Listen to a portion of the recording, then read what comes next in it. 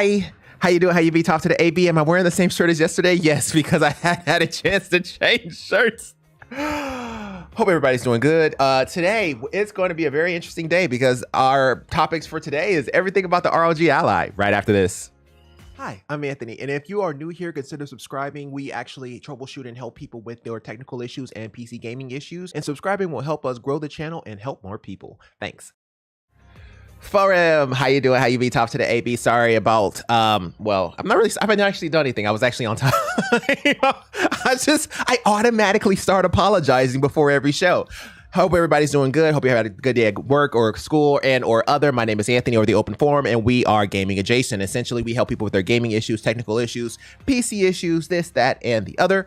And without further ado, man, a lot of stuff came out, but Jedi Survivor did not. However, I do have it ready on deck just in case. I think it actually launches like later on tonight, so I actually won't be able to have it on this one here, but we will have some gameplay overview and my opinions come Monday. But as far as this goes, let's go ahead and get things popping.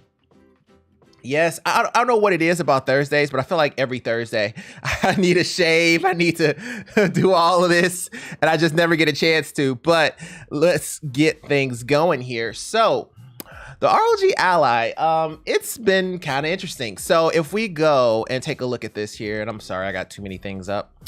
Alrighty, so Best Buy accidentally leaked the page for the ROG Ally, and check this out. So I actually didn't press this. I actually didn't look at it. I just saw the title and I clicked. But ROG Ally, okay, full HD, 120 hertz, AMD Z1 Extreme. Okay, so it is using the Z1 Extreme, the one that we tested yesterday. So that Z1 Extreme that we tested. Now, okay, there's a few things to say about this. That Z1 Extreme, they were testing at 30 watts with max fan noise. So we don't know exactly what that max fan noise is. We don't know exactly how loud that is. However, when we tested the Aya Neo 2 with 6800U RDNA 2 graphics at 22 watts, we were like 50% of what they were supposed to be. Like we were getting 60-ish, 65-ish, somewhere in that area, and they were set to get 89. So let that sink in. Like that's pretty impressive. And we're talking about Shadow of the Tomb Raider. So I definitely can see a lot of different titles actually having the ability to run actually at that 120 and actually fully utilize that panel. It is a 7-inch panel though, 16 gigs of DDR5, and then the Radeon Navi 3 graphics, and then a 512 gigabyte NVMe SSD, and it's $699. That is impressive. That is super impressive because, okay, this is the 512 gig model. Okay, so I do want to preface that, but that it ends up coming in, I think, around $200 to $300 cheaper than the Aya Neo 2, and that is crazy, yo. You gotta understand, the Aya Neo 2 with 2 terabytes, I paid $1,400 for. So this guy here is half the price with more power. And am I hurting? Yes, I'm kind of upset about it, but you know, it is what it is. Plus, I think this guy is way easier to get into, so that 512 gig can be easily upgraded, whereas the Aya Neo cannot. I feel like this right here is like literally the tombstone of the Aya Neo if they keep their prices like this. I mean, it's so low, it's hard for anybody to compete. Yeah, I mean, let alone the Aya Neo, the 1X player. I mean, that is low. That is low. Like that's super low. As far as a price point, I was thinking that was going to be somewhere around $1,000 considering the price of the Aya Neo. But this guy here at $699, that is crazy, man. That is super crazy. And to have the Z1 Extreme at that, because there's actually, for those of you who aren't aware, there are actually 2 versions of the Z1 chip. There is the regular Z1, and then there's the Extreme. The Z1 isn't really all that impressive, but the Extreme is. And for them to be able to do that and have such great cooling and it only be $699 is crazy. And it shows the release date in June. Oh my goodness, June 13th, 2023, bro. Like you can already get my pre-order. Like we didn't even got to talk about it. Like I'll pre-order it right now. I mean, like you could just take my money at this point. Just go ahead and deduct it from my bank account. Like you don't even got to tell me. just go ahead and make sure that come launch day that this was available. Now, of course, this was an accidental leak, so there is a possibility that this release date is wrong. There's a possibility that this naming convention is wrong. I mean, we know it's full HD 120 hertz. That they said that before, but maybe it's not using the Z1 Extreme. Maybe it's using a Z1. sorry, you have to research code. 916 418. I'm sorry, that was my job. I need to go through release notes. Okay. Let me actually just let him know.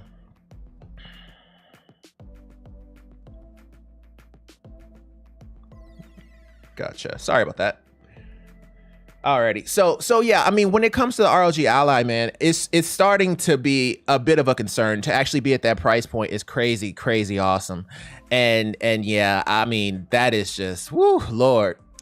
Coming to a theater near you, wherever consoles are sold, apparently Best Buy. All right, next up is here from a Finest Trees in the Seas. I hope Asus plans on releasing more reasonable options for XG Mobile eGPUs. In their 2023 lineup, the only option currently is a 4090 laptop GPU, not a desktop GPU for $2,000. Not only is the pricing absurd, but I'm confident that the Ally will actually be a good match for that GPU. I predict a severe amount of bottleneck. I like to see an option for a 4060, but I worry about what might cost with Asus Gorilla Math. I get that. I think the best possible option would be for the Asus to offer an empty GPU enclosure with support for the XG Mobile connector. Well, see, here's the thing about that. The XG Mobile connector, if those of you who aren't aware what he's talking about, the XG Mobile connector, which was the big hype about the ROG Ally, is that it's compatible with the Asus ROG Mobile connector. The thing about it is, this guy, tell me a GPU that you know of that can fit in this guy. Go ahead, I'll wait. Okay, so, oh, sorry, my phone fell off the charger. Let me, still waiting. Okay, so what do you think? Okay, so yeah, RTX A2000, sure. If you wanna say 3060 minis, sure, I'll give you those. But because it is not a normal form factor, you can't then put certain graphics cards in it. I wish they did have a small enclosure. You have no idea how much I want a small enclosure. You're talking to a person that literally has the what is it called? The Razer Core. And not the Core, just the regular Core, the Chroma. Okay, so I have the quote unquote best GPU you can possibly have, and I still don't use it. So it's too big and burly. You can't take it anywhere. So coming from a person who has that, I would love an open enclosure XG Mobile. Oh man, that would be probably one of the best things ever, and you can kind of put in your own GPU. But sadly, it's really hard to do that because we're talking about desktop GPUs versus mobile GPUs, and there's no way to get a mobile GPU unless it's in a laptop. Now you can pull the processor out of a laptop, but now you just really just made a computer at that point. So it's not a whole lot you could do here. But yeah, I mean, it would be nice if it had a lot more options for the XG Mobile, but you know, yeah. It's Asus's product. Nobody else has this. So, you know, it is what it is kind of thing. But I definitely get his point. Well, it's a bit hard to do because the XG Mobile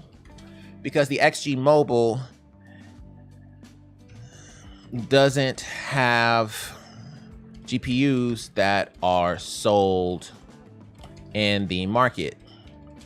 I feel as if if they came out with an open enclosure, they won't even need to pre-order it. They can just deduct from everyone's bank account upon launch day, and no one will be mad. I'm serious. If you came out with something that was that portable and you could slide in your graphics card, whichever graphics card that you had, somewhere between 2 to 2.5 slots, or maybe even you can go to 3 slots, and you can just slide it in, and it's small and portable and easy to take with you. It's not as big and burly as the what is it called? The Chroma.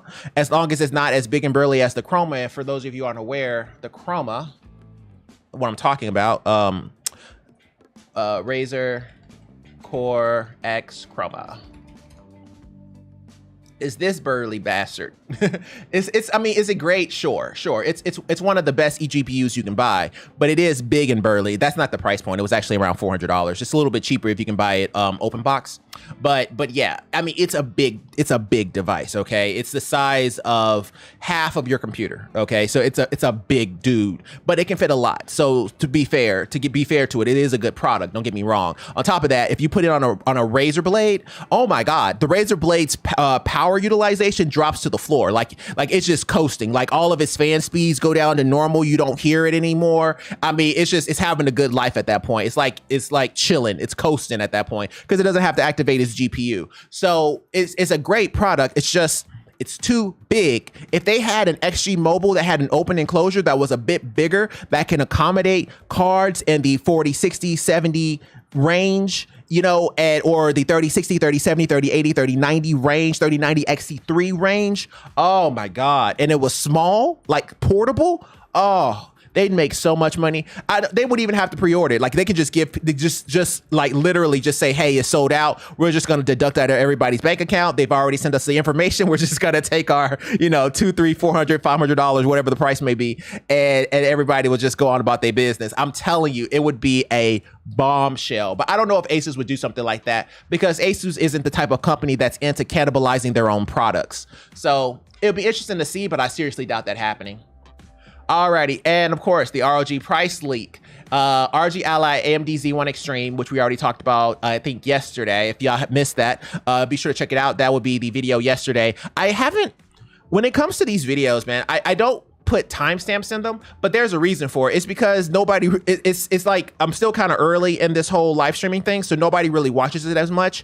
And so because of that, it's like it takes a really long time to put in a lot of timestamps because we'll work like 30 different customer issues and we'll talk about like maybe 3 or 4 different topics. The work that it takes to put that in is like an extra hour that I can be spending at work or school. Like I'm not getting paid for it. You see what I'm saying? So, but if this was my main job, then sure, then I got you. But it's kind of hard to, you know, add that extra hour in there to actually put in timestamps. I'm gonna try to do so in the future, but it's just kind of difficult. So just bear with me on that. Or in the future, we'll start to put timestamps in it so people can actually troubleshoot and learn how to troubleshoot different concepts and just kind of click on it. You know, I think that would be a lot easier for people, but you got to bear with me there.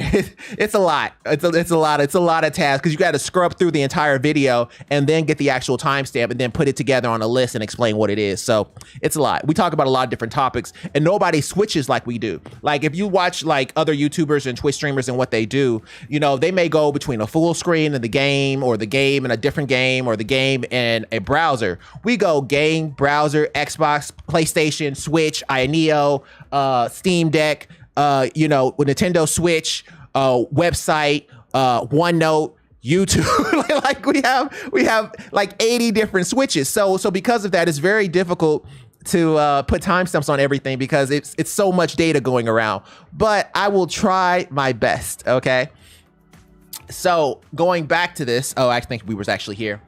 And it says play almost any game that runs on Windows, Steam. I don't know what GOG is. I don't even know. Xbox Game Pass, GeForce Now, Android, and more because this guy runs Windows. So yeah, that was from the leak we saw earlier, and the fact that it has Dolby Atmos surround is actually pretty interesting as well. Now, to be fair, the Steam Deck does have good audio, but the Neo does not. So I do want to make that point clear. However, the Neo 2 has some of the best joysticks and buttons that you can possibly find. It is freaking awesome. Like you would not even think twice about just using that guy instead of using a controller. Whereas some, like for example, the Steam Deck, you may want to go grab an Xbox controller just because of how burly it is. You know what I mean? But you don't have that issue with the Neo 2 at all. So I do want to make that clear. But the ROG Ally at the $699 price point, man, I think it's just gonna smash everything. The One X player, any type of console that's in the $1,000 range for the lowest model, it's gonna just smash it because that's just too good. It's too good. Call it what it is. It's too good. Alrighty, and it says, well, this showed up, #Zelda. Okay, this has to be fake. So it's The Legend of Zelda: Tears of the Kingdom. I wonder if it actually comes with the game. Because generally this box is a box that comes with the game. Whoa. Does it have the game inside? That would be nuts. Don't stream it or Sony will sue you into your next life. Hey, Sony will sue you and your children's children and your children's children's children. Hey, I'm not Sony, but Nintendo. Did I say Sony? Yeah, I think because we were just talking about them. Or Nintendo will sue you into your next life. LOL. Yeah, you don't want to play that game. Order mine day after announcement, planned for delivery tomorrow. Also got mine. Does it come with the game? Best Buy in-person picking up tomorrow. I love how they put art all over the box. Keeping the box for sure. Does it come with the... I ordered one right now from Best Buy to pick up tomorrow. You're sending blah, blah, blah. The Best Buy in-store pickup. Hopefully I can get it tomorrow. Same, ordered. Yeah, I get that. But I'm saying, is the game in it? I ordered off Amazon, unrelated, but I really like that table. No, I don't think it actually comes with the game. This will be the first time it doesn't. Because if you look at it, Nintendo Switch OLED model, Nintendo Switch OLED edition, The Legend of Zelda Tears of a Kingdom. No game included. Oh, that's what we get for zooming in. No game included. It tells you that right there. Okay, cool. So then we could just take it for what it is. For what it is, it's pretty sweet. Like if you look at this guy is, I mean, it's clean. I'm not gonna lie, especially the Joy-Cons, even though nobody uses this thing, but the Joy-Cons look really nice and very, very detailed. I like it a lot. I don't see a point in it, but I like it a lot. It's not like the OLED model is so much faster or something or better than the regular Switch, but hey, that's still pretty sweet. All right, without further ado, let's get into it. So game for today, let's do, when's the last time we did Overwatch? Let's do Overwatch. Alrighty, so we'll do Overwatch and we'll switch it between some other stuff. We'll see how it goes. I think it may be more entertaining if I switch between games as I talk about said games. Like for example, if somebody's having an issue with a particular, I don't know why I'm running into that, because I don't think I can 1v1 him when his team is closer than mine. I think I was just trying to waste time on a payload there. But in most situations, you know, what was I talking about? I started talking about Overwatch and my mind just went blank. Oh, okay, yeah. In most situations, I think people would enjoy me switching between the actual game the customer is referring to. Like if we're talking about a technical issue and they say, hey, I'm having problems with, you know, Hogs, what is it called? Let's say High on Life. I'm having problems with the game High on Life or whatever, and I switch to High on Life. You know what I mean? I think that would be a little bit more entertaining and engaging, but we'll see. I only have certain games. I don't play every game, but we troubleshoot every game, you know what I mean? So it's kind of hard to be able to switch between them, but I'm getting there. I'll add more games to our repertoire the more this continues, as it probably will. Alrighty, so group 2. Why did you buy your Switch? Oh, that's an interesting issue to start off the day with. It's rarely we start with Nintendo. Just curious as to the main reason people purchased their Switch. For me, it was the exclusives like Pokemon and Mario, which I'm guessing is the main reason for most people. Well, my controller is on the floor, so let me grab it first. Is it dead? Okay. And it's dead. Okay, well, is my Switch asleep? Let me see something here. Switch. Yeah, it's asleep. Okay, so my Switch is over there, and the reason why I bought it, for me personally, was because Zelda. Zelda was the reason. It's always the reason why I buy Switches. It's the reason why I bought the GameCube. It's the reason why I bought the Wii. It's the reason why I bought the Wii U, and it's the reason why I bought the Switch. I bought what GameCube may have been Smash Bros. I can't remember GameCube as much. I can't remember which game was that. I think that was Twilight Princess. And then obviously Breath of the Wild. And I know there was a couple of games in there as well. I can't remember which ones, but yeah. Always like, it's always nice whenever your Ron is cognizant of where you are as a Zarya, and he knows that you're about to bubble, so he lets you eat his and yours, and you'll start off with 80 energy and just wipe their team. But you know, I think this is still competitive, but you know, it is what it is on this one. I hear, because this one right here, you can basically pick anyone. Wow, that's a very interesting charge. Okay, so. But yeah, I got it because of Zelda. It's always because of Zelda. It's never because of Mario. Because I like Mario games a whole lot, but the way I've always worked with Mario games is I play them secondary. Like it's always a Zelda, it's always some type of an RPG, and then I play that. I didn't realize everybody in my team was dead. But that's usually how I roll when it comes to Zelda games. Zelda is definitely the reason I bought every Nintendo, I don't know. How you spell Nintendo? Nintendo console throughout my life. No regrets. So far, they haven't made me regret that. I feel like people feel the same way about things like, what's the name of that? I want to say Dante, but that's not, it's, oh, the one for PlayStation. I forgot his name. I've never played the game, even though I have the game. Oh, you know what? Why am I saying it when I could just click on it? Hold on. Nathan Drake. How did you forget that? Nathan Drake. I feel like people feel the same way about Nathan Drake. Like, he hasn't never done anything to make you think otherwise of how good he is or how good he isn't. You know what I mean? Nathan Drake has always produced good content and good video games. So it's one of those kind of situations. Yeah, when they went May, that was bad. That was so bad. And then my Ron didn't swing. Like, he had to have swung on that because we were going to die. So yeah, that didn't go very well. Oh man, that was a nice anti, but it was too late. It was too late. And then they buffed the Ron, and then that just put us in a bad spot, but whatever. Zelda's definitely the reason I bought every Nintendo, probably misspelled that, console throughout my life. No regrets. Yeah. Zelda always does it for me. Alrighty, so I think there's another issue a little bit further down where somebody asked me that question specifically about just my opinions on MMOs, but we'll see how it goes when we get to it. Radeon RX 5600 XT display port to HDMI port, no signal after Windows logo on startup. Okay, I remember this. This person here, he has to use at least one display to HDMI because that's the only options he has. And we said, quick question, is there any TV or monitor in your house that supports display? If so, I would try to hook that guy up temporarily to see if the ports themselves are good. Once this is verified, then it sounds like it would be a cable issue. Do you have more than one display to HDMI cable?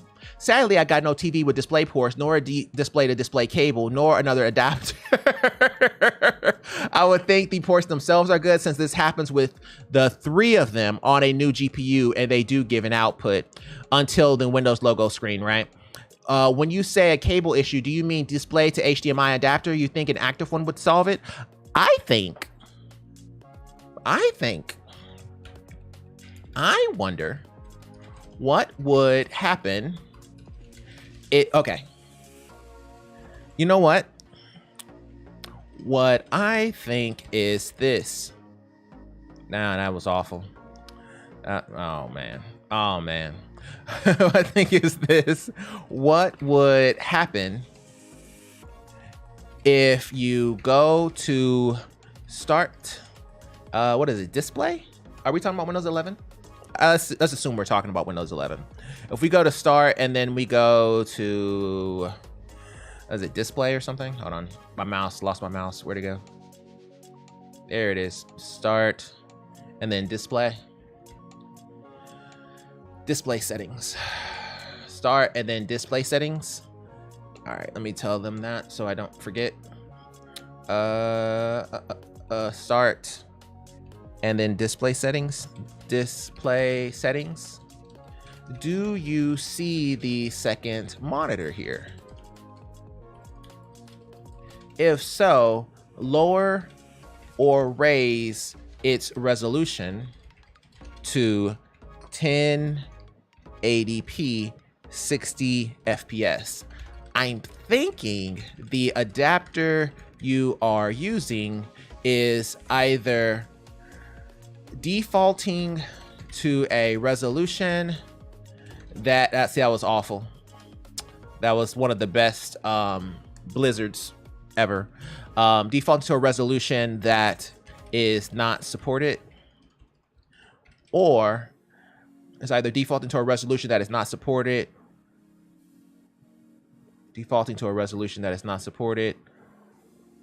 or choosing, resolution, or choosing a FPS that is too difficult for the adapter to handle. Yeah, so that's what I'm thinking here. I'm thinking that when we go to, I actually be getting caught up watching the match and trying to critique my own work. So when we go to here and we're looking at the display, and I think that when you actually have the second monitor, does it actually show it here? You know, does it show the secondary monitor? If it does show the secondary monitor, now we got something, right? Because then you can go in and change the actual settings of that particular display. You know what I mean? So if you can change the resolution of that display, I'm thinking that it may have defaulted to a resolution that is not supported by the cable, or it made a change to an FPS that isn't supported by the cable, either or. So that's the way I would troubleshoot. I would basically just go in there and see if I see it. If I see it as a second monitor, then I will go ahead and try to change it to something less like 1080p 60 frames per second to see what you get. That's what I think would kind of point them in the right direction. All right, let's go ahead and go to the next one here. Let's check that, make sure everything is good. Everything looks good. Yeah, everything looks fine. Alrighty, let me do that. Okay, what is this? This is from Introduction True. It was my friend's setup. I don't know what you're showing me. Does this computer made out of Legos? Like, I don't know what happened. Oh, I see. He had a glass desk and he broke it. Oh, okay. Okay, I got you. It certainly was a setup. Wow.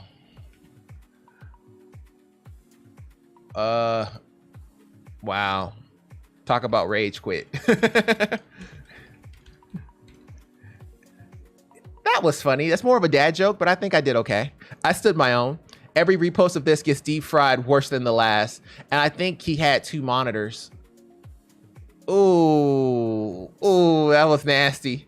I think, yeah. In other words, one of the monitors is dead or is shattered on the floor somewhere. Oh, okay. He had, okay, that one landed on oh, yeah, that's bad, man. That's bad luck. That's horrible luck. I'm so sorry that happened, but yeah. And then this may have been his other monitor or what's left of it. Yeah, it's yikes. Whew. All right. If y'all want to see that, you're welcome to. But basically, it's just, you know, a bunch of glass everywhere. Now, I've done this before, but not with a table, not with a desktop table. I've done that with an oven. So what happened was, okay, so when I bought my first property or whatever, I gave myself a dumb tax, right? Because I knew that, okay, I don't know. My weakness is hardware, right? Not necessarily like tech hardware in general, like, you know, like the manly stuff. The things you're supposed to do with muscles, like that's my weakness, right? So like, you know, fixing cars or welding, landscaping, hardware, like, you know, building stuff and tables and stuff like that, carpentry, those kind of things, right? So I've never actually had a property, right? So I gave myself like a dumb tax. So I was like, so that way, if in case I broke something, I already had the budget to fix it, okay? So I moved into this place or whatever because it had a ceiling that was like this, right? And so the ceiling like that meant that if heat rose, because I had miners at the time, if heat rose, they would actually go through that ceiling. I could put a vent at the top and it would exhaust the heat. That was my theory, right? This is before I knew that heat actually mixes with cold air before it rises to the top. Therefore, it makes the entire house hot. This is before I knew that. But that was my theory, okay? So that's the reason why I bought the property, right? All right, here's the thing. So the property had, in the kitchen, it had a full-size stove, right? And so I still needed to buy a refrigerator, but I wanted a refrigerator that had a water dispenser because I was tired of buying packs of water. Like all through my life, I've always had to buy packs and packs of bottled water because I don't like drinking like the regular water. I always drunk bottled water, right? Because I used to live in cities that you couldn't drink the water. So I always drunk bottled water and I kept getting tired of those packs. And so I bought a refrigerator that was kind of like a double-sided. And so I measured it, right? So I was, okay, I needed to be this size. But I didn't know that you're supposed to take a couple of inches off of that because you want to give it some room for the doors to swing open. Didn't know. So I ended up buying this refrigerator that was a perfect fit in that hole. And of course it did fit. Problem was it made it so tight that the oven wouldn't go all the way in because they don't measure, like when they're telling you the measurements, they're not giving you like extra inches for when the actual doors swing open and things of that nature. They just give you what it is. So because of that, I couldn't really open it. So I had to like shimmy out the oven and then shimmy it back in, but the oven wouldn't fit in once I got the refrigerator in. So I was pushing it in and I'm sitting here I had my arms on the other side of the kitchen sink, and then I was trying to push the oven in with my feet. That's how tight the fit was. And I was pushing it in with my feet with all that force, and it popped like a diamond. The glass oven part popped. There was glass everywhere. And I was so mad and so hurt because that stove was so new and it was just so much glass. So yeah, that I still have glass. That was 4 years ago. I still have glass in this place. So I ended up getting a smaller stove to compensate for the larger refrigerator. But yeah, that hurt. That hurt. That literally ate my entire dumb tax. I knew I was going to do something stupid, but I didn't know that would happen. I thought it would just fit in. I didn't think it was glass. I thought it was like, I don't know, styrofoam or something. I don't know. I didn't give it much thought. I was just trying to get it to fit in the spot. And I thought it was supposed to fit in the spot.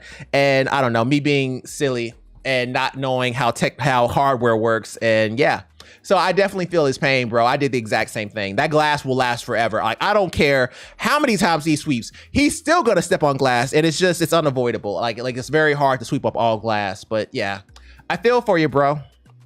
All right, let's go ahead and go to the next one here. I like Zenyatta, by the way. I don't know why, but I like his character. He can deal as much damage as a Moira while being in the back lines. You know what I mean? And I think that's probably why I like him so much. And then of course he can just straight up kill somebody from afar. So those are the good things about him. Like right there, just like that. That's probably one of the better. Why would you do that? Why would you go out there with only half health? But yeah, I really like Zen. Zen is great.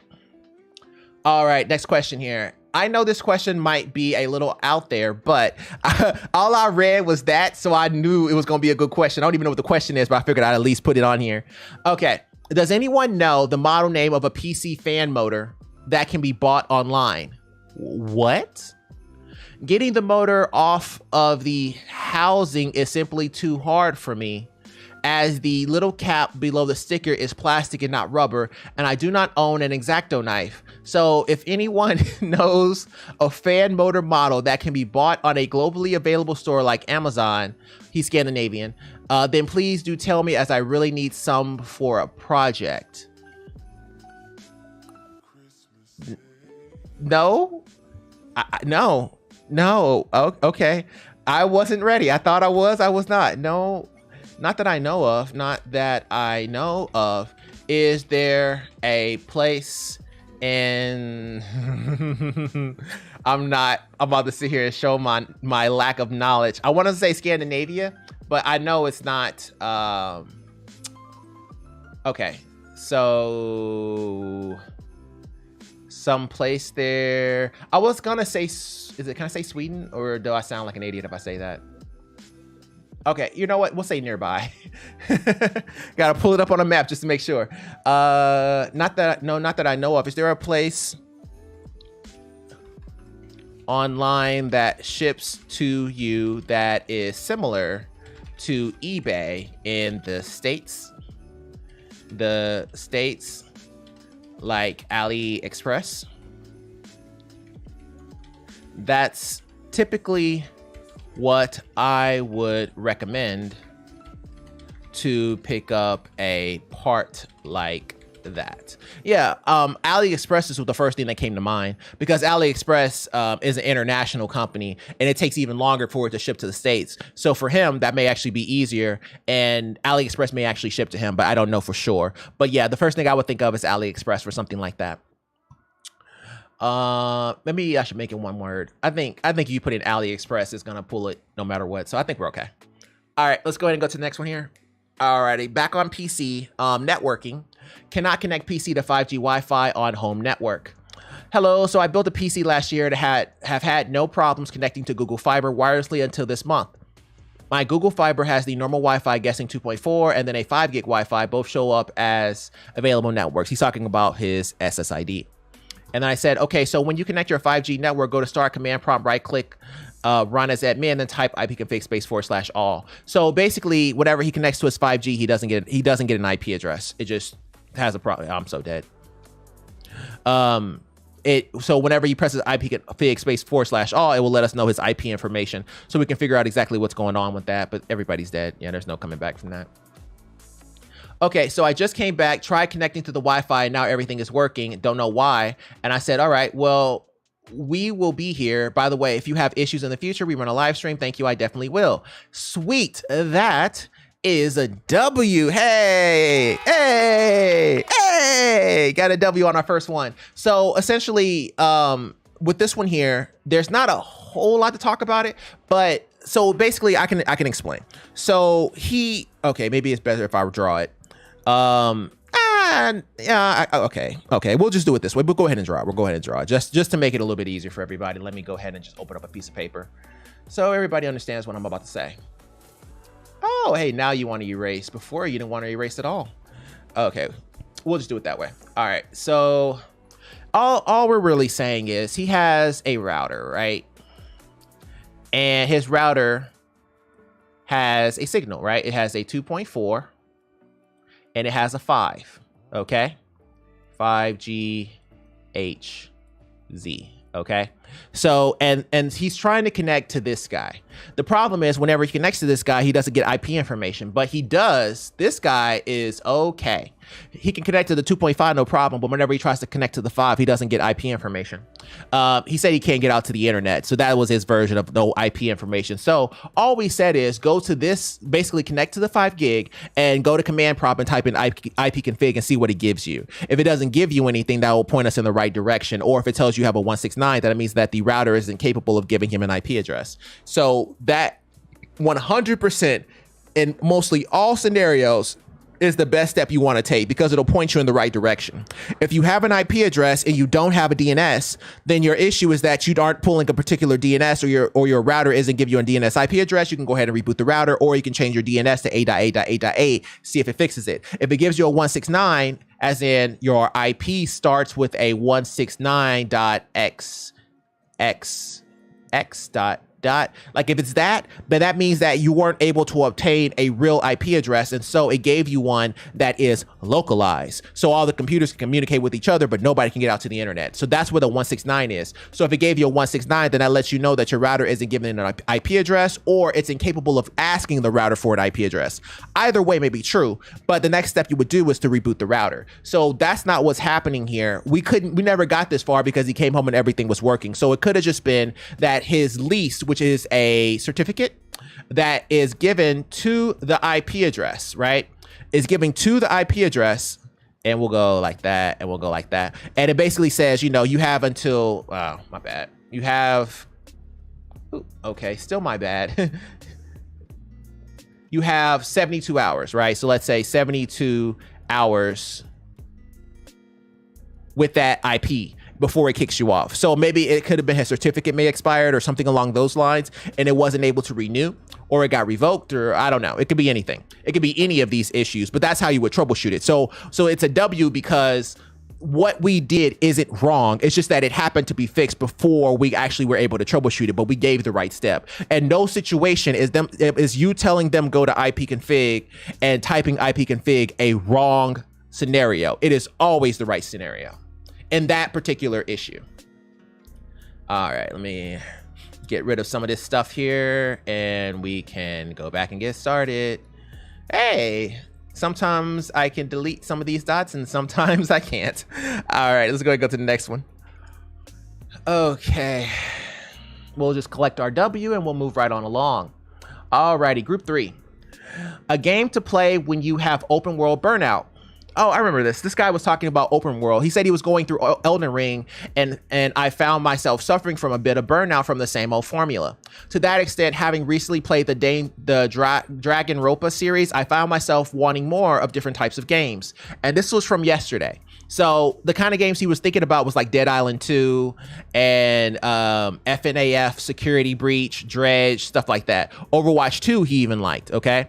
So Overwatch 2, which is this game that we're playing, it's a very competitive game, but I wouldn't consider it open world.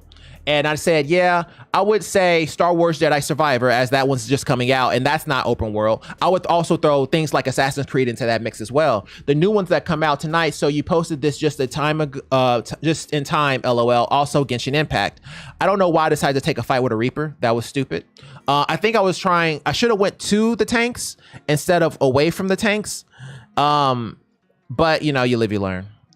I guess that's not even anything to learn. It's just, I don't know. I think when that Reaper first came, I was kind of already annoyed with my party because they let me 1v1 this dude for like 20 seconds. And the healers, like none of the tanks turned around to try to help the healers or see if the healers were getting hit. And I know they heard that gunshot fire. So that I think that's probably what irked me.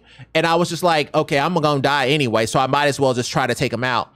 But I never really no Moira wants to 1v1 a Reaper or a Mei. It's not ideal. They'll put you in positions that you don't want to be in. So nobody really wants to 1v1 them, but anybody else is fair game. I'll 1v1 a Hanzo and disrespect his one-shot potential just because I can, and that's unfortunate. But at the same time, you're already back and it's like 4v2, so not a whole lot we can do there.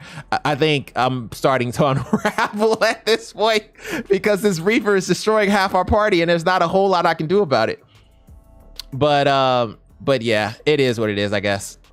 And but yeah, so I had posted this. I was like, I also mentioned Genshin Impact, and they said, isn't Genshin Impact open? And I was like, you know what? When we start talking about games like Genshin Impact, is it open? Yeah. Okay. Here's my thing about open games. Okay. When I got into open world games, okay, the first open world game I would say was Ocarina of Time. Okay. And so if you look at Ocarina of Time, okay, if you want to throw Final Fantasy VII in there, we can throw Final Fantasy VII in there, but Ocarina of Time typically, right? So if you look at Ocarina of Time, depending on where you go, it got harder. Okay, if you look at Final Fantasy VII, it wasn't really open until you really kind of got towards the end of the game, and a lot of the Final Fantasy series are like that. They're not exactly open until you get to a certain point. Now, of course, there were some games towards the future that allowed you to go to certain places you didn't need to be going, but you always ended up paying the price because you ended up running into some mob you couldn't kill. So every single open game, even Elden Ring and all of these other games, you get to places and you feel like it's like exploring because you're fighting people you have no business fighting. You see what I'm saying? And that is my definition of open. I never looked at Genshin Impact as open because that's not how the game plays. No matter if you're on the starting area, let's say you're level 20, okay? You got, a decent team. You have, I don't know, just some random characters or the free characters, and you haven't spent a dime, okay? You just have the random characters, and maybe your main DPSer is like, I don't know, Bennett. All right, here's the thing with that. You could smoke anybody in the starting area and in any other map, period. You know why? Because every character's level is determined by the world tree. It isn't determined by the area that you're in. So if the world tree says you're weak, every single monster is weak. It doesn't matter where you go, you're gonna smash everyone if Bennett is your main. You see what I'm saying? That's why I don't consider Genshin Impact to be an MMO, because I think I have been given this thought of what an MMO is, and exploration coming with difficulty. Like, because I associate exploration with difficulty, I feel like Genshin Impact is just not in that tier. There is no difficulty when it comes to Genshin Impact whatsoever. Everything is easy, nothing is hard, nothing is difficult, no boss is difficult, nothing. There is nothing in this game that can make you think twice. Everybody dies very, very quickly. So because of that, I can't really even label it open, because open generally means some type of exploration and adventure. There's no real adventure here. You may run into a mob that be slightly difficult than the other, but if you got Bennett as your main, or if you have a couple main characters that are pretty decently leveled, you're gonna smash them. So especially when you start getting into like higher levels, man, it's over. Like, it's not even a challenge. You know what I mean? So it's hard for me to put it in that same light as an Elden Ring or even Diablo and Path of Exile. I consider them more MMO based than I consider Genshin Impact, because there is a layer of difficulty when you go to areas you don't belong in. Now, of course, if you want to say Lost Ark and Diablo, those two specifically, right? You have to go through arcs before it becomes open, and you got to get to somewhere near max level. That is true. However, I feel that if you go to the wrong place there, even in Diablo and Lost Ark, if you go to the wrong locations, or you go too far down what's old dude name? Oh, I forgot where you dig where you go further and further through the depths with like a coal mine, whatever, the miner place. The further you go, the harder it gets, right? So if you go too far, you're gonna get smoked. You see what I'm saying? And Diablo, if you go to the wrong map with the wrong juice, like the wrong juiced up map, you're gonna get smoked. I mean, it is what it is. If you go to the wrong dungeon, you might get smoked. You can put yourself in situations where you can easily die in both games. So because of that, I consider them to be more MMO based because I just always considered exploration with difficulty. And because Genshin Impact isn't difficult, I can't really make that association. So it may be a me problem though.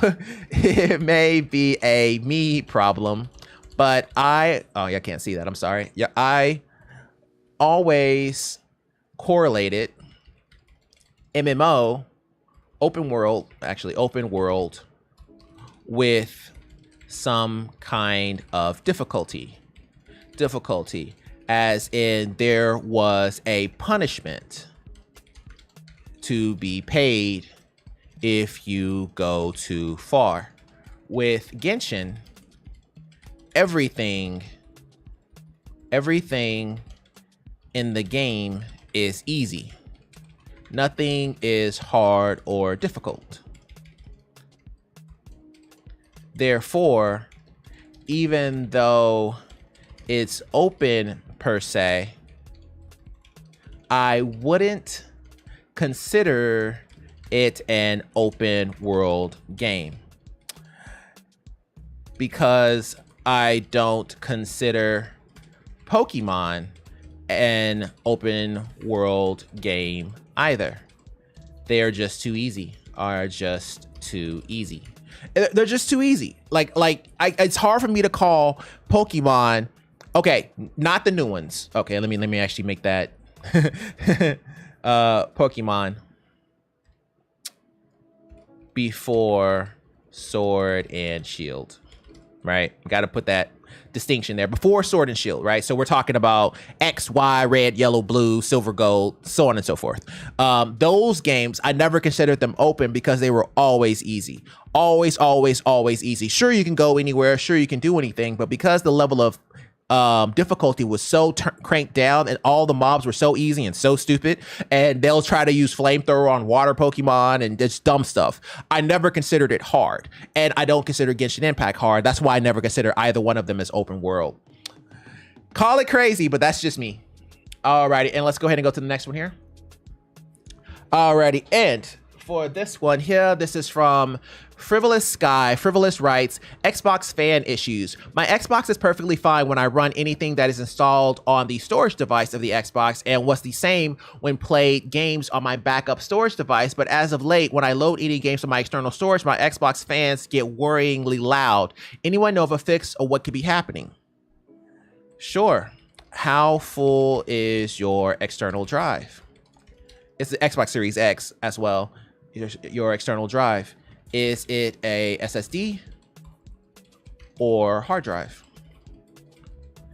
If it's a hard drive, you may need to defragment the drive. It's been a long time since I've done that. If it's a SSD, it may be full. I would try to plug it into a PC and, it may be full. I would try clearing up some space to see if that helps. Also, try a different USB port on the Xbox, like it's the front port, right? We'll just say a different port on the Xbox. It's behind my monitor, so I can't see it. So we'll just say like a different port on the Xbox. I know it has more than one. Okay, so yeah, that's what I would say for that. I mean, if you're having a problem with an external drive and it's getting slower, then more than likely it may need to be defragmented if it's a hard drive, or the SSD may be getting full. So you may want to just take a look at it that way. I like Venti. He's a great character. Alrighty, this is from, oh, I'm sorry. I think we were on Overwatch. I had it on Genshin to prove a point. So this is from J-Star. Hello all, I want to apologize for buying a pre-built. Maybe one day I'll build my own PC, but right now this is all I need. You know. Cyber Power PC, yes, I know you're all saying it's trash. I would never say that. 5700X, 16 gigs, an AMD Radeon 6600 XT, 1 terabyte hard drive, 500 gig SSD.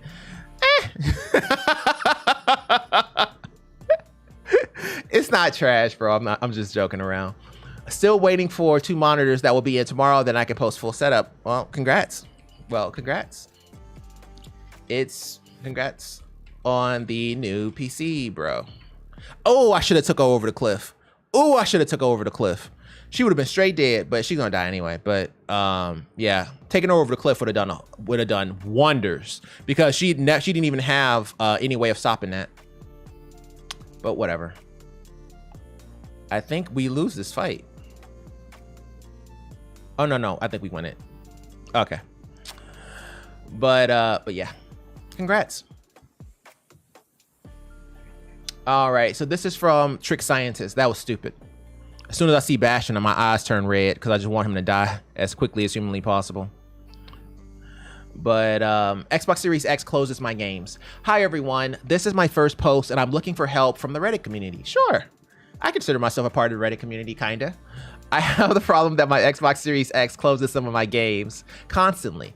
I'm playing and suddenly when going from one cinematic to another, it closes or doesn't go past the loading screen. Some of the games that are always closed are Final Fantasy 12 Remake, Soul Hackers 2, Life is Strange, True Colors, or Hi-Fi Rush. Has anyone else had the same problem and managed to fix it? Well, are these games installed? That was a bit much, but sure.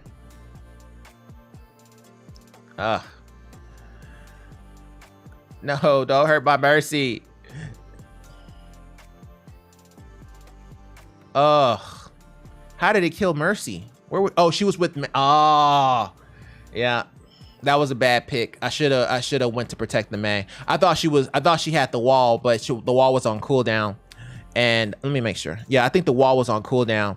And the Mercy ended up flying to the May, thinking that she could hide behind the May wall, which can protect one person.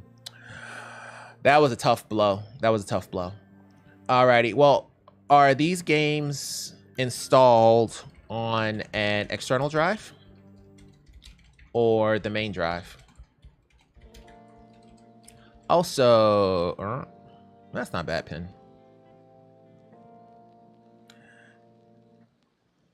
Also, so it's really hard when playing Genshin because I'm critiquing my work, so it makes it a little difficult. Yeah, it's not a whole lot you can do there. Well, are these games installed on an external drive or the main drive?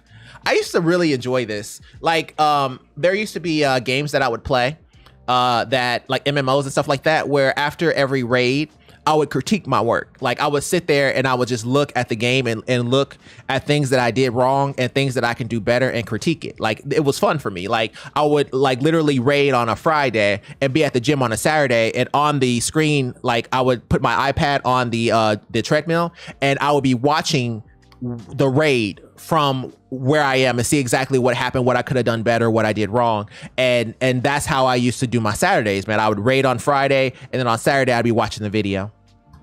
So that's, I think, where this comes from, and I like to critique it. I don't know why. It's just like I'm very critical of certain gameplay. Like, for example, my tank play, I'm very good with Rod. So I'm very critical of things that I do that I don't think about. You know what I mean?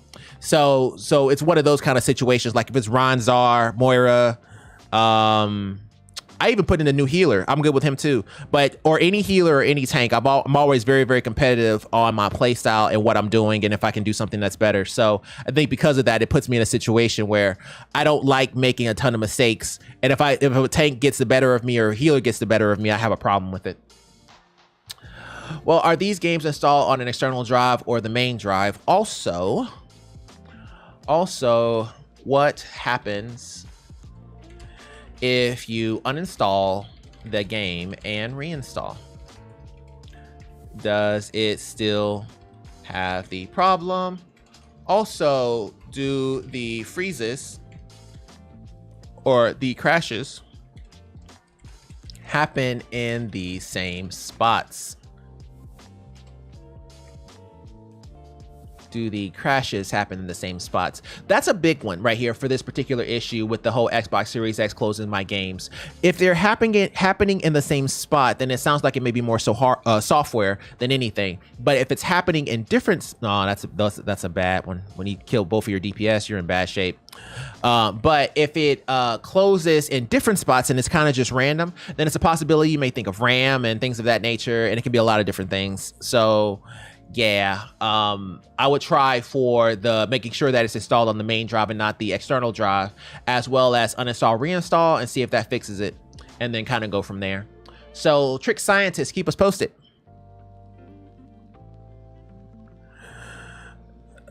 Did I let him kill Mercy? Yeah. Let me. Okay, I need to go back and look at that. Overwatch. All right, let me go back a second. Cause I need to see exactly what happened. How did I lose Mercy? Okay. So the Mercy is over there on the right. I charged to try to save her, but it was already too late.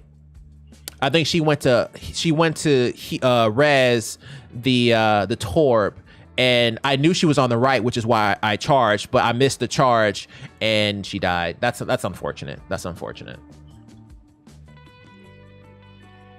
Okay. Let's see here.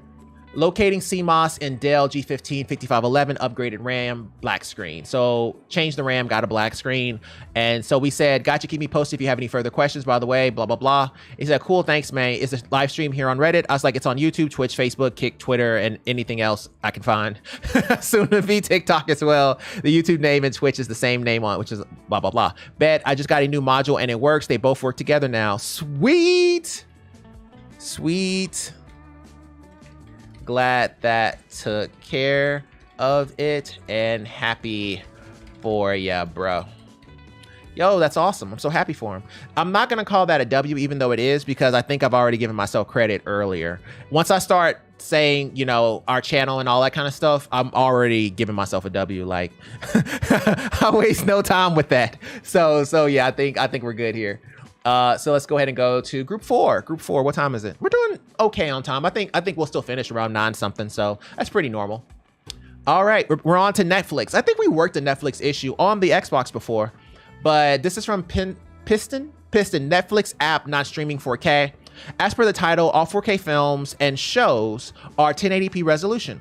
I have just got off the live chat with Netflix after 2 hours with no remedy. The assistant stated that they have escalated this issue to their tech team with no time frame of fix. Basically, if I want to watch Netflix in 4K, I have to use TVs and built-in apps, and it freezes a lot. It must be an app issue, as YouTube streams 4K content perfectly.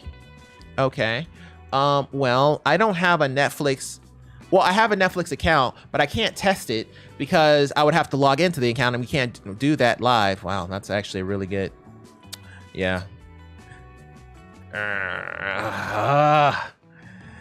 Why are you so far down there, Zen? I get it. Sometimes Zen, you know, and that put us in a bad spot there too. You know, that hurts. That hurts. That's so bad. Oh, well, it happens. But, yeah. Right off a cliff. Okay. So Netflix, right? So with Netflix showing at 1080p and not 4K, we do want to ask issues about network connectivity when we're talking about the Xbox. So let me go ahead and turn our guy on here. I think it actually went to sleep earlier because we haven't used it in a minute. Any day now. There we go. Guillermo. We got stuff. You can see it. Yeah, that's my computer. And that's my screen. Okay, I'm sorry. That's Alexa. Just pay her no mind. But yeah, y'all can see it. You see how pretty it is? So over here, that is a computer. Shut up. Computer. Okay. That is a 140 millimeter fan. That's a 140 millimeter fan. These are down here, also 140s. Most people like to do 120s, but I did 140s on this. And then that's the 4090 gigabyte. It actually gives you a lot of space. And then there is a monitor within this black seam. And that's how I see the chat. The chat is right here. And so now I can actually see the chat by looking at my computer without having to have an extra monitor. I think that is literally, I don't think I will ever go away from not having a screen in my desktop. What's cool is it only has one cable. It only has one USB-C cable, and it goes into one of the Thunderbolt ports that are on the back of the motherboard. It's a specific one. There's one that it works and one that it doesn't. The one that it does work is the one I keep it in. And when I power it on, it comes on. When I power it off, it turns off. It's very simple and it's super awesome. It's 1080p, 60 frames per second. I didn't think I needed more than that because it's not like I'm going to game from it, but there are some models that you can get that will give you something that's even better than 60 frames per second. But this fit perfectly, so that's why I went with it. Alrighty, but if we're talking about the Xbox and we're talking about Netflix, which I don't even think I have. I thought I did, but apparently I don't. But search Netflix. Okay, I don't think it's here. I think it's on the other one. The store. Search Netflix. All right, there we go. I thought I had it. Alrighty, so launch the app. What I wanted to do is I wanted to see if it had some type of information that it would show whether or not it would be able to. I mean, I would imagine that it should be able to display in 4K because the Xbox is able to do it. You know what I mean? So I wasn't too worried about that, but I'm kind of curious to see what it will show. Does it just show login right here? Probably so. Yeah, sign in. All right, so actually, you know what? We'll just go out. Oops, sorry, I didn't mean to do that. I just meant to go home. Alrighty, so what we want them to do on this one here, and that's one of the reasons why I think that that it really is capable of displaying that, because it changes resolutions whenever you go into it. But if you go into settings and then we go into general and then network settings, I want to see what his network speed and statistics show and then kind of go from there. Okay, so settings, general settings, network speed and statistics. Alrighty, so, okay, what do you get when you go to settings, general, network, and then test network speed and statistics? Could you post that here? It's possible you may not have. Well, we'll say it like this. There's no point in us giving him a conclusion without explaining why he has such a conclusion. Are you on Wi-Fi or wired? If you are on Wi-Fi, go ahead and try wired and see how it goes. Go ahead and try wired and see how it goes. Yeah, so we'll go with that. So if they're on Wi-Fi, try wired, as well as go and do a speed test just to see exactly what you're supposed to get here, and then kind of just go from there. Alrighty, so this is from VUG. We'll go with VUG. This is software. Thread found icons won't go away on Windows Defender. And we said, well, did you empty the recycle bin? I would remove all the ISO file from the location you put it in and empty the recycle bin. Let us know how that goes. So essentially what's going on with this Windows Defender issue is that Windows Defender detected an ISO file and they deleted it, and which would put it in the recycle bin, and then they re-downloaded it and it detected it again and they wanted to stop. And it still loads infinitely when I try to take action on the false flag.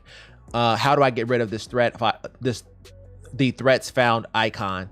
It will indefinitely load. So the next day I reinstall the same files in the same directory because I figured maybe it was looking for the file. It still loads infinitely when I try to take action on these false flags. I have multiple false flags on an ISO. I deleted the ISO and pressed restart action. It was infinitely loading. Yeah. I think I tried that, but all right, I'll try it again tonight. Thanks. Well, keep us posted. I'm not going anywhere. Well, keep us posted, bro. Bro, we're not going anywhere. Well, like we do this, man. We're not going nowhere. Just let us know how that goes, and then we'll go from there. But yeah, that's something that we would really need to know exactly. You know, what happens if it's still in the recycle bin. Make sure you delete it from all locations, and then kind of go from there. That's very useful information. We need to know that. Oh, so this is a custom 120 millimeter fan shroud. Check this out. Yeah,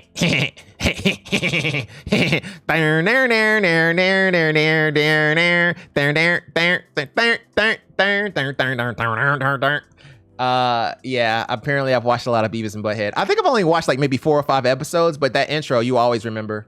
Like, he needs the other one, but definitely need I'm not even gonna say that, but yeah, that's hilarious. Definitely need a butthead. Definitely needs a butthead.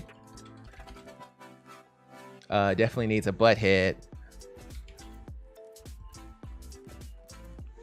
as this is a matching set.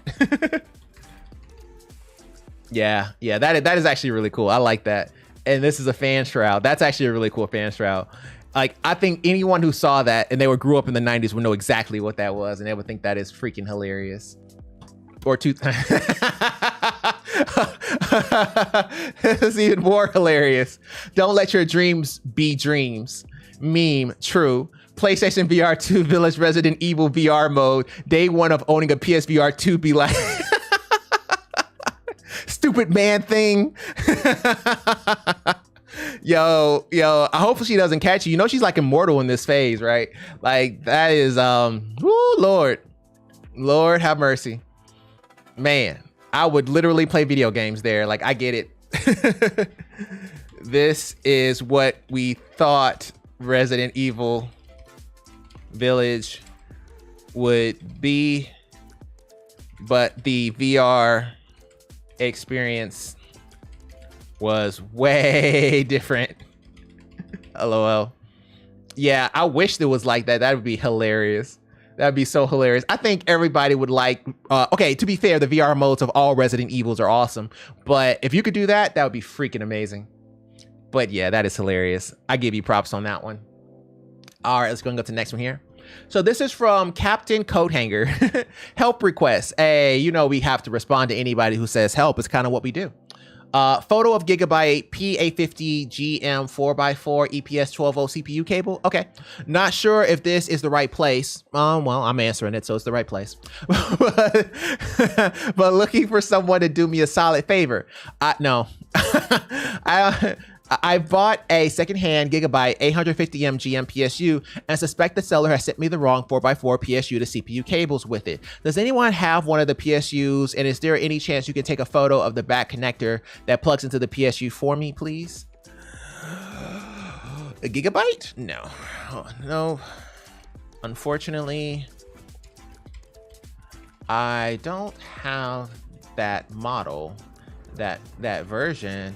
But you may be able to get a picture off eBay. Yeah, that's what I would say for something like that. I would just say, you know, Google it or find it on eBay. Maybe we can help them. CPU. I mean, I feel like if you Google this, it would actually show you where it's at. I mean, if we look at images. Okay, maybe not. Do I have a... No, I don't have a Gigabyte. I've never had a Gigabyte. I've never had a Gigabyte cable or power supply in my entire life that I started to think about it.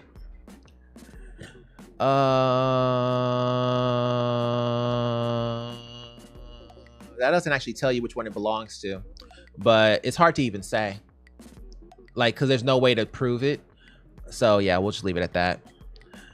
Sorry about that, bro, but there's nothing that I can do. I don't have that particular power supply, and it's going to be different depending on the power supply, so I get why he needs it, but you know, there's not anything that anyone can do unless they have that specific power supply. And Gigabyte is not exactly a well-known manufacturer when it came to power supplies. If you had said Corsair, oh yeah, I'll show you in a heartbeat, but you know, it's not Corsair, so you know, it is what it is. The Steak says, controller issue. I have 2 issues. He had 2 issues. One is I have an Elite Series 2. My second one, actually, both disconnect from Xbox Series X and then reconnects on their own. And I said, and then the second issue was my Xbox will completely freeze up. And I said, yeah, for issue 1, what happens if you plug the controller directly into the Xbox? Does it work then? And I said, for issue 2, what resolution are you running at? If you change the resolution to 1080p 60 frames per second, does the Xbox still freeze? And he said, not sure about plugging it in, but it's random when it happens. I can go a day or 2 weeks before it happens. And yes, it freezes on those settings, also in the same boat of the randomness. And I said, okay, well, for the controller, go ahead and plug in directly and test. As for the resolution freezing on the Xbox, that sounds more like overheating or hardware issue. What happens if you blow out any dust accumulation around or on? Sorry for the confusion. The Xbox itself doesn't freeze. Everything continues like normal. Just the controller doesn't read inputs while everything else is going. Oh, I'm sorry. I didn't mean to just strike through. Oop, didn't mean to do that either.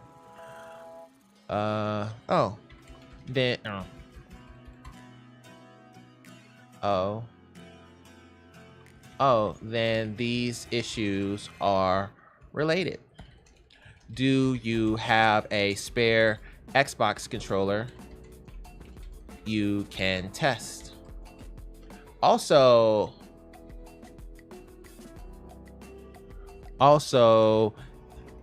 is this guy still under warranty, and can it still be returned? Also, is this controller still under warranty, and can it still be returned? Yeah, so those issues sound more in common than they did previously. It sounded like that you had 2 different issues, one with the Xbox freezing and the other one with the controller not working properly, but they actually turn out to be the exact same issue, because if you then say, you know, that everything continues like normal, just the controller doesn't read inputs, you're basically just doing a continuation of what it previously was. So in this particular situation here, there's not a whole lot more to say. I would say, you know, just go ahead and see if they are related. Do you have a spare Xbox controller you can test? Because that's really going to be the deciding factor on this one. So the stake, keep us posted. Unmute, go back. Edge created this concept commercial for a new color of DualSense coming in the summer. Okay. It's very zoomed in. Yeah, that's a Sony controller. Ooh, it's teal. For those of you who don't know, teal is my favorite color, but that's actually not teal, that's seafoam. Summer blue? No, sir. It's not called summer blue. It's called seafoam. Call it what it is.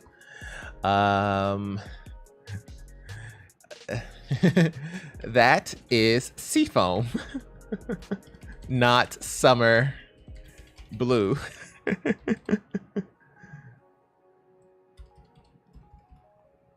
That is seafoam, not summer blue. Get it right. Love those coastal colors though. That's seafoam. But I was really originally thinking it was teal, but that is straight up seafoam. Seafoam. I mean, let me actually make sure before I start making jokes about colors like I know them and I really don't. Seafoam color. Yeah. It's seafoam.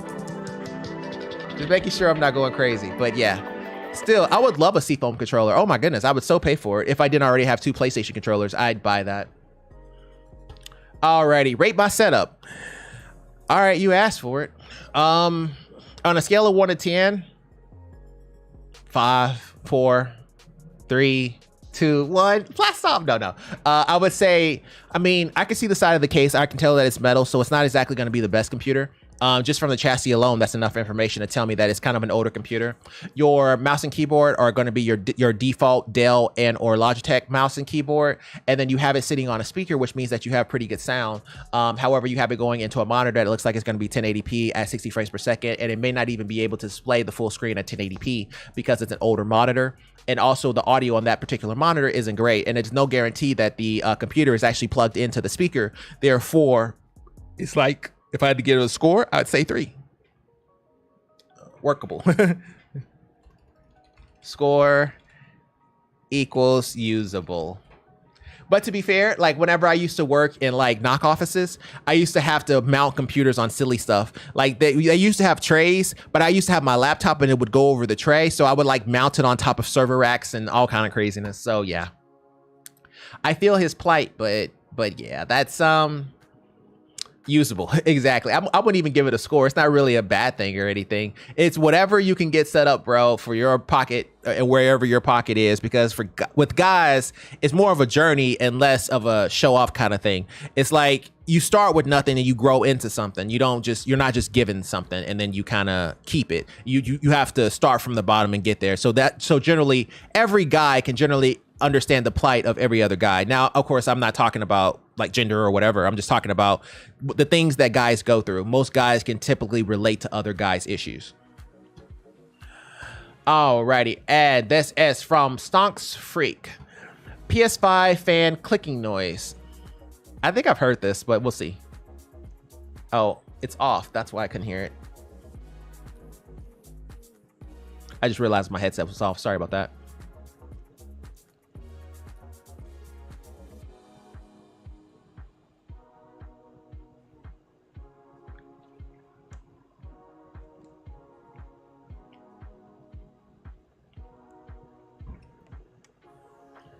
Oh my God, come on. Bro, we gave you the main screen. Do something. I didn't hear anything.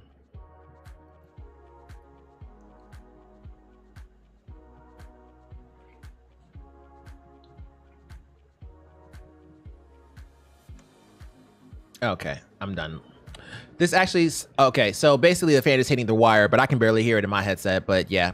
Or something spinning, hitting a wire. If you could identify the wire, you could remove it. The thing is that I removed the wire, removed the whole fan and found nothing. It means that the wire of the fan is not in contact with the fan. And there's nothing inside the chassis as well, so I think I might just return it to Sony and we will see. Didn't you void the warranty by opening the fan? Yeah, he may have. Yeah, I never said that, man. If you could identify the wire, you could remove it, but I never said open it. So yeah, he may have avoided his warranty, unfortunately. So I don't even think there's anything we can reply to that. Yeah, try the return and see what happened, or try the return and let us know how it goes. Let us know how it goes. That's unfortunate. I never said to go inside of a, okay, I will never say to go inside of a console because I worry about just that, because we use warranty as an option in troubleshooting. It's our last option, but we still use it. So yeah, I would never say that. Did he get that from something I said? That's actually the sound of a fan hitting a wire or something spinning, hitting a wire. If you could identify the wire, you could remove it. Yeah, I didn't mean for him to actually open that. So yeah, I think he may have just done it on his own accord and it kind of just took off from there, but yeah, unfortunate. Alrighty, so this is, it's already fixed, it appears. I am Insomaniac. I've been using the Xbox Series S won't recognize any Wi-Fi network sometimes and it's reoccurring. And I said, okay, what happens if you plug the Xbox in directly to your router? Does it work then? I ended up solving it from a YouTube video. It was super simple. Just pull the plug off while the Xbox is on. That solved it now, at least. Oh, so he wasn't pulling an IP address. Oh, okay. So basically what he's saying is he unplugged it, he cold booted it. So it basically wasn't able to pull an IP address. Okay. So that would mean that it was having issues getting IP information. So it's possible this may reoccur. I would still say to try to connect it wired, but glad you got it fixed. Plug. Let's do our plug here. Give me 1 second. Can replies. Oh crap, I'm still on the draw select. Control C, give me 1 second and let him know about us. Alrighty, and my friends, that is an assist trophy. Thank you so much, Luca, for dropping the dime. So yeah, I mean, that's an assist trophy. So it's not that we said anything wrong, and it's not that we are wrong in our troubleshooting. our troubleshooting is legit. If they're having an issue and they're on Wi-Fi, hooking it up wired and see if that would actually fix the issue. That will let us know if the issue is wired or wireless, and it would have let us know if your issue was getting IP connectivity. Because if you try to go wired and it still gave you the same issue, then we're looking at the router or we're looking at the Xbox anyway. You see what I'm saying? So we haven't done anything that we couldn't have done before. So our troubleshooting is still legit. It was just an assist trophy because they just fixed it because they shut it off. But that's fine. I can live with that. As long as we don't get L's from power supply reloads, I'm okay with that. But if we get, you know, an assist trophy out of it, that's fine. All right, that's the end of group 5 here. And let's go ahead and go to group 6. Ooh, look at that, SBC Gaming. Okay. I know this is small, but here's my collection. Oh, okay. This is the guy that had all of the different handheld consoles like me. I don't keep older consoles. I only keep the new ones for some reason. I used to have every last one that he has here. I had the Vita. I have the Switch now. And then I had the Nintendo 3DS because of Pokemon.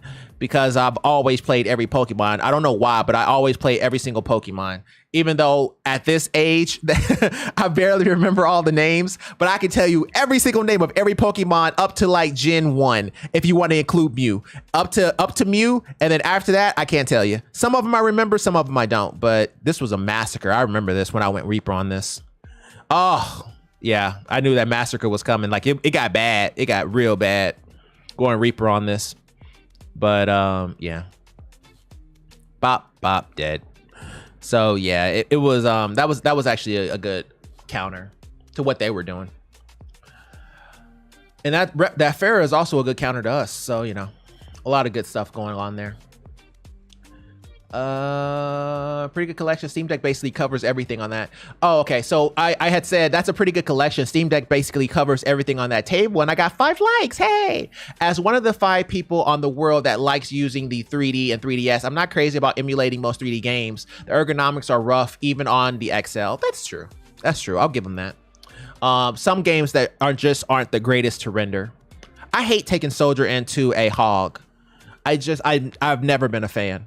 Because you just gotta worry so much, and he can almost one-shot you, and it's kind of annoying.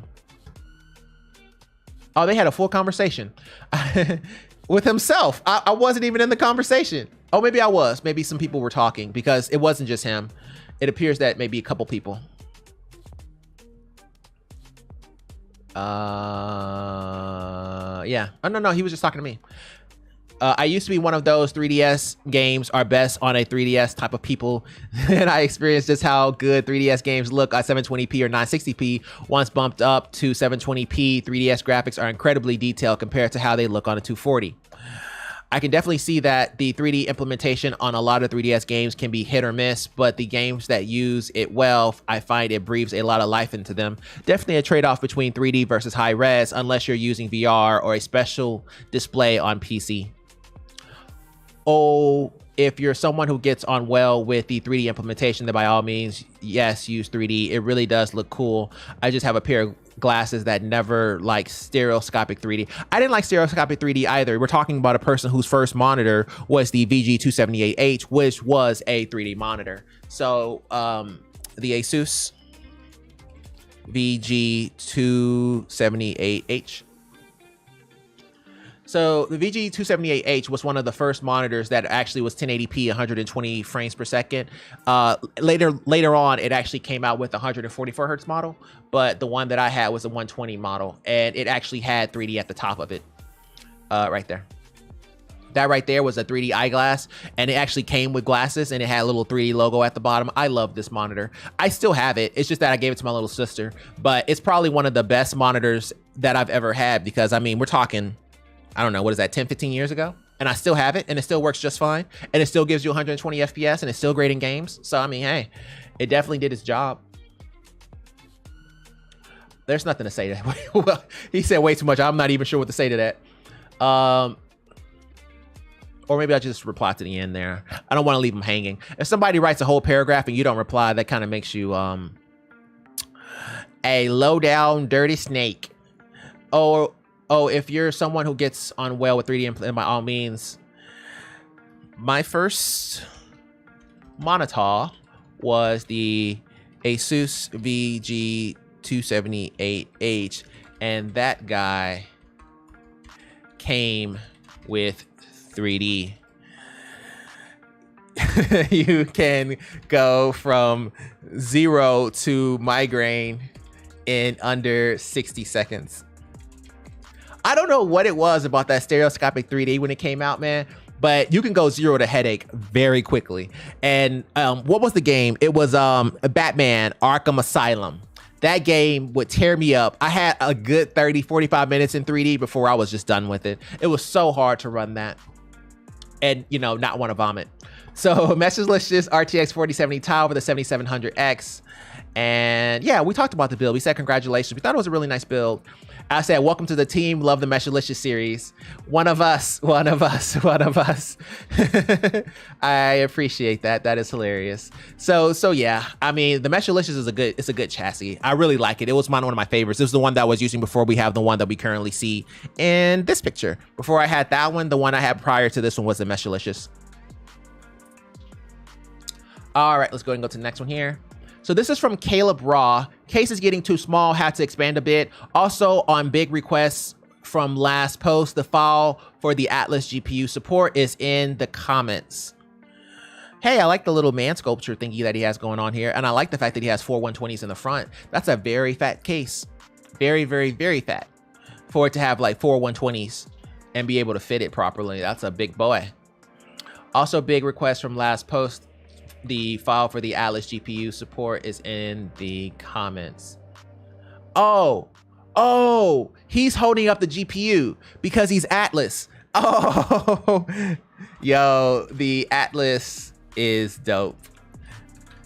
Took me a while to realize he's holding up the GPU. Clever.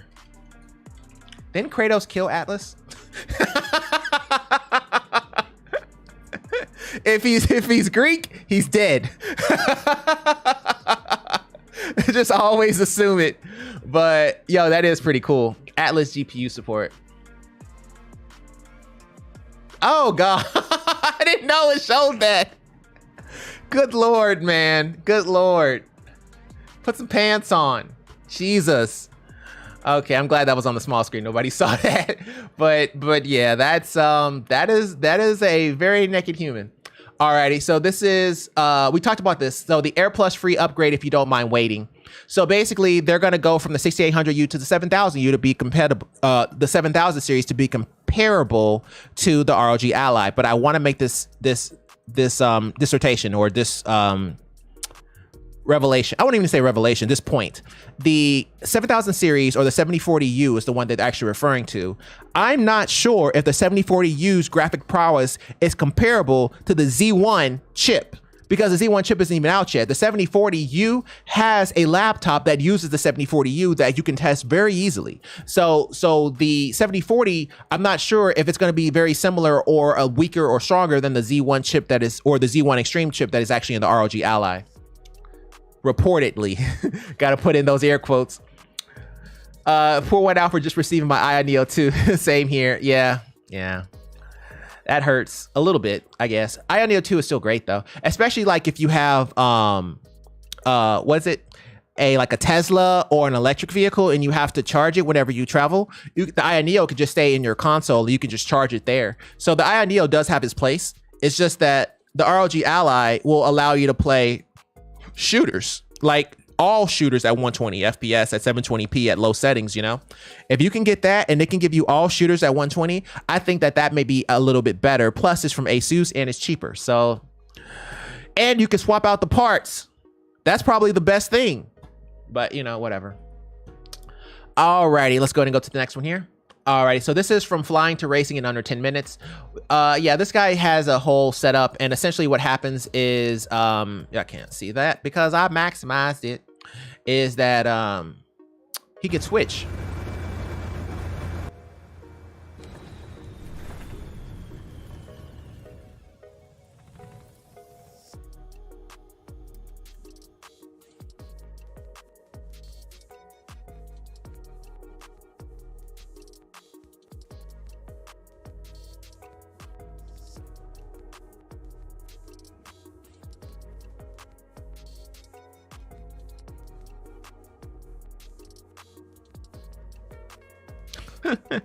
I think the most of his time was spent trying to find the boat he dropped.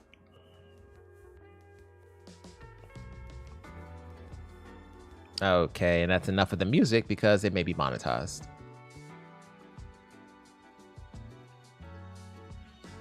For those of you unaware what I was doing there, you can only have music that you don't have monetized for under a minute.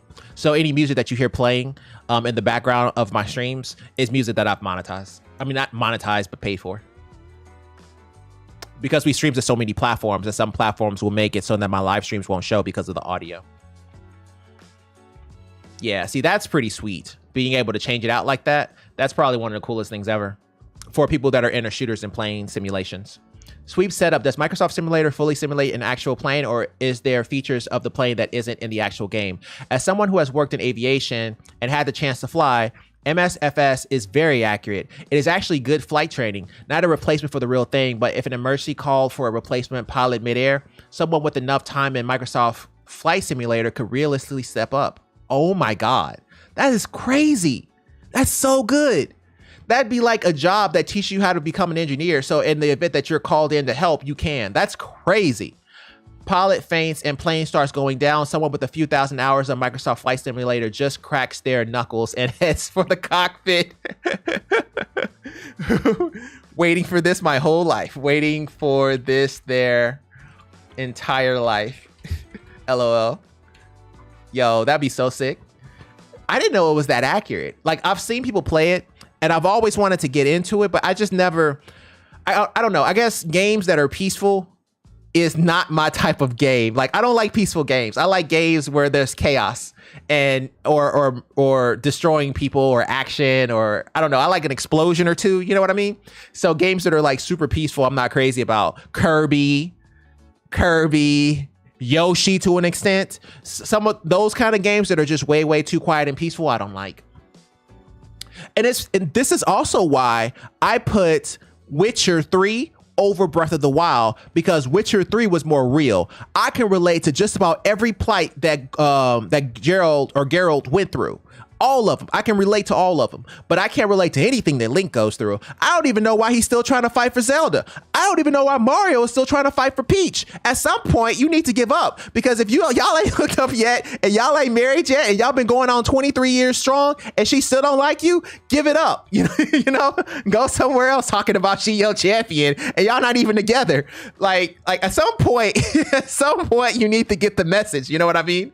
So I don't know. I don't know how I feel about some of these Mario and Zelda games. It's very hard to relate to, but are they fun? Oh yeah, they're great. Some point you need to get the memo though. That's all I'm saying, Mario. At some point, like there was a meme that it had Koopa and Peach in the bed, and Mario is like, oh my God, Peach got kidnapped again, and Luigi was like, I don't know, bro. And Mario, and Peach and Koopa are in the bed Koopa talking about he still doesn't know, and she's smoking a cigarette talking about nope. Like at some point, Mario has got to be like, come on now. I mean, Peach was always the strongest character in the whole game, and she still is getting kidnapped. At some point, you start to wonder, maybe she wants to be kidnapped. Maybe you should let her go. I'm just saying. All right, so this is this is from Gata. We'll say Yo Gata. Mystery Wi-Fi network. I found a Wi-Fi network that has my name listed as part of the name of the network, but I do not recall setting up. I remember this. So basically he has a network that has a very similar name as him, and he was trying to figure out who it belonged to. So he turned off his whole network to figure out who it belonged to, but it's not him, is what we were saying. And we said, yeah, not you. More than likely there is someone in your neighborhood with a similar name, but it sounds as if the Wi-Fi signal you see is from them. It's weird because I have a super irregular name and the signal strength is strong. Was thinking it would be a prank, but I do not really know my neighbors. Well, they know you. Well, they know you. LOL. This is a joke. LOL. Joking. Well, I didn't want to aid to his paranoia, you know. LOL. But I do know there was a video of a guy who changed his neighbors or changed his SSID to, hey, the person in, like his house is like, let's say his house is like 2413. He's like, hey, 2413 Sunset, your wife is cheating on you in the SSID. So as soon as he went on his phone to try to connect to the Wi-Fi and he did a search, he would have seen that and he would have noticed. Like that is next level teamwork. So yeah, they may be trying to tell him something, but I've seen videos where neighbors are trying to tell you something in the SSID. If it changes to beware, you may need to move. Yo, I mean, I'm saying if it's his name and then after that it changes the SSID again to beware, hey, it may be time to move. However, if it changes it to beware, BEWARE, then they just want to play Pokemon. So, at that point, you just have to respect them. All right, let's go and go to the next one here. This is from Hackslash. Updated my controller. I'm sorry, y'all just looking at text. Updated my controller firmware to 5.15, and now these keys are being constantly pressed. And we said, okay, what happens if you unpair the controller by deleting the Bluetooth device and then adding it back? We're talking about the PC here. I'm unable to pair via Bluetooth. The controller immediately powers off when I let go of the Xbox button and doesn't show up in Bluetooth devices too. Do you perchance have a secondary controller you can test against? Also, what happens if batteries, what kind of batteries are you using for this controller? Could you swap them out with other batteries to see if it makes a difference? Trying to use it without any batteries, just straight plugging in at the computer. Unfortunately, I have one controller. Okay. Well, what happens when you tried with no batteries? Did it work? If it didn't work, try to uninstall the update to see if it fixes the issue. Let me find out. Let me check first before I say that. I was gonna say it's gonna be in control panel, blah blah blah blah blah, but I don't think so. I don't think so. I don't think you can go back. Let me see. I'm checking on mine. Sorry, I normally don't. I show you what I'm looking for, but in this particular situation, I don't think it would be of help to anyone, or maybe it will. Okay, let's try this. Let's try the AMD one because I know it has a controller, even though it's AMD. So we're gonna type in Xbox, and I'm thinking on the accessories.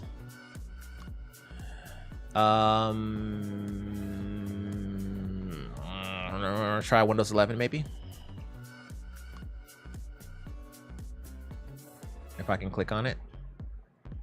Oh, I'm sorry. I clicked on OneNote. That's my fault.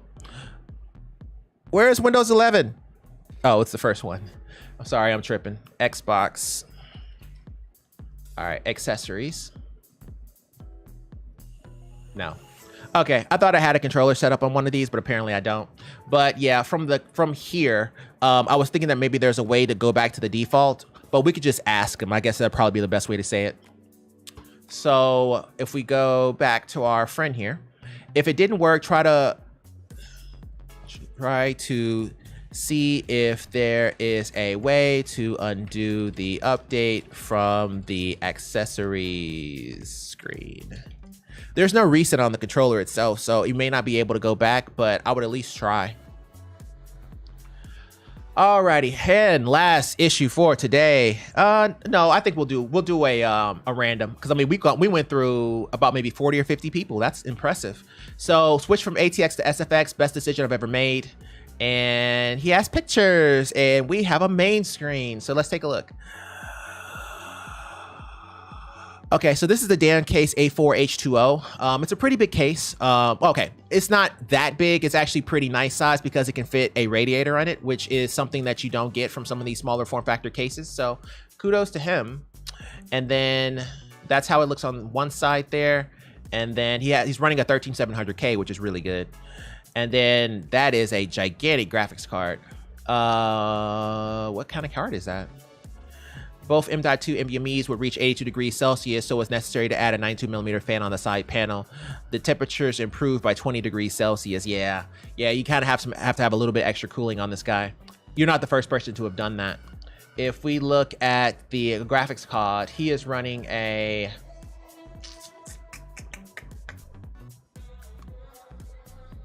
Ah, 6950 XT. Cool. I think the one that we have in our AMT rig is a 6900 XT, so they're both about the same size. So yeah, those are some pretty big cards. But hey, congratulations, it's nice. Oh, it fits perfectly too. Look at that. Yeah, I get that. I wouldn't do it that way, but I do get it. Well, congrats. Congrats on the build, bro. I'm not sure if I would do it that way. I would maybe put some screws in the side, but you know, he had to do what he had to do to get his temperatures down, or otherwise his NVMEs are gonna overheat. So can't have that. Otherwise you won't even have drives. All right, so we are going to do our rapid fire. And we're gonna pick, let's see what time it is. We'll do 5, okay? We'll do the first 5 we see. So let's rapid fire and see what we get here. Let's do it. In Nintendo? That's not even a post, really.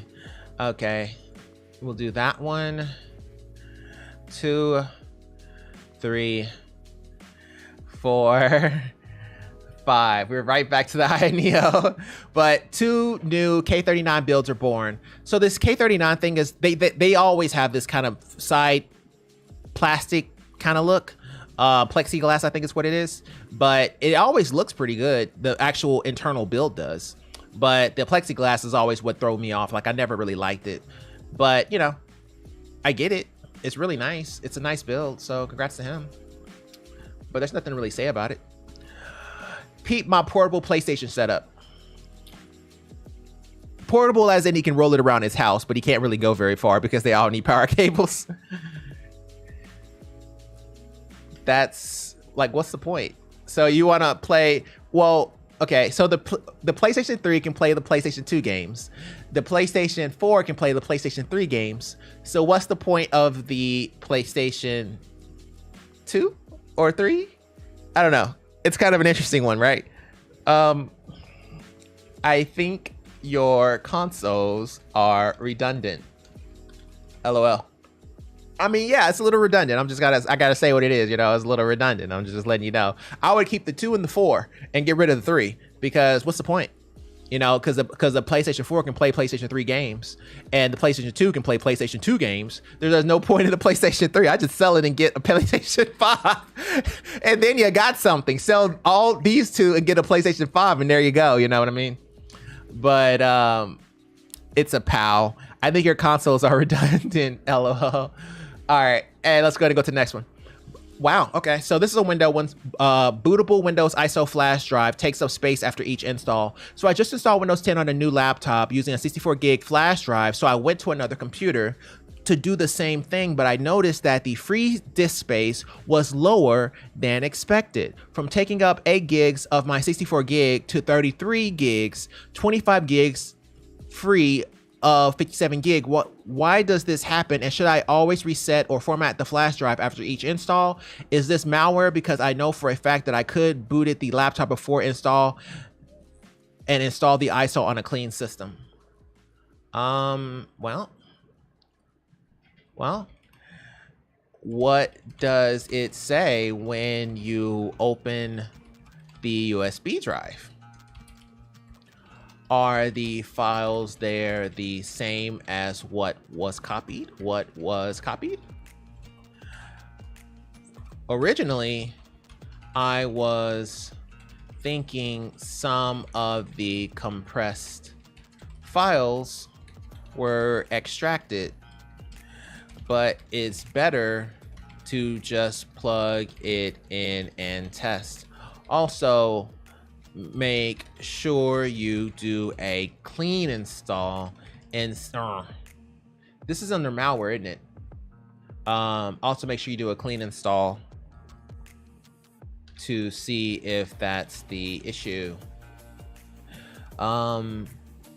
we got to change this up a little bit. If there was malware on the previous PC, I would wipe the drive from the computer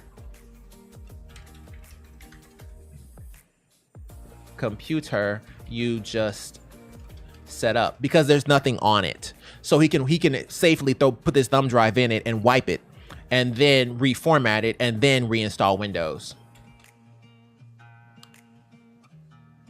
So on the computer you just set up, investigate the thumb drive as this PC has nothing on it yet. Then with a new clean Windows install, do a fresh install of Windows on the same computer. Yeah, that's all you would do on this one here. If you have a thumb drive and you see that it's getting bigger, and you said that you do notice that you may have had malware before, we're always going to take the safest path. And the safest path to this one here is to plug it in the computer that you just got Windows on, because it doesn't have anything that you need on it right now. Plug it into that computer, go ahead and let that computer see exactly what files there were that got bigger, or wipe it and then reinstall Windows onto the thumb drive, and then reinstall Windows onto that computer that you just plugged the thumb drive into. That way you ensure that if there was something with malware, it is gone. So that's why I say it like that. So yeah, that's what you would want to do there. And I'm sure somebody may have said something similar, but yeah, that's how you would handle that issue there. Okay, employee. All right, next one up, INEO2 versus ROG Ally. I already did this. We did this in a video. Oh, somebody has the ROG Ally, and they're comparing the two for the comparison of how they look. Yeah, so the ROG Ally actually looks a little bit more like the Steam Deck. When we did our comparison, where was it? INEO. I don't think I actually have the Steam Deck in this picture. I don't think. Oops, sorry, I didn't mean to do that. It's my fault. No. So I don't have the Steam Deck in this one, but the Steam Deck is a little bit bigger. Well, not a little bit, a lot of bit bigger, because this one could darn near fit in your pocket. So you have to understand, the INEO 2 can actually fit in the Nintendo Switch case, like the default Nintendo Switch case. It can actually fit in it. Okay, so that means that you're comparing it to the Nintendo Switch at this point, and the Nintendo Switch obviously is smaller than the Steam Deck. So yeah, the INEO is very, very, very compact. It's a very good console. It's just that screen really holds it back a little bit, being at 60 frames per second. Alrighty, let's go ahead and go to our last one for today. Race Ninja. Network hasn't worked for years. That's not a good sign, bro. All right, Race Ninja says, after what had to have been at least 2 years, I am resorting to Reddit. My Xbox will not connect to the internet, and whenever I try it, it fails. I think it's getting better because now testing my network tells me I'm good, so now I'm trying an update, but if this doesn't work, what do you recommend? Oh, you already said it. Make sure it's hardwired, as in plugged directly into your router, as my guy here, as Mage Wings notated. Also, are any other devices in your environment having problems?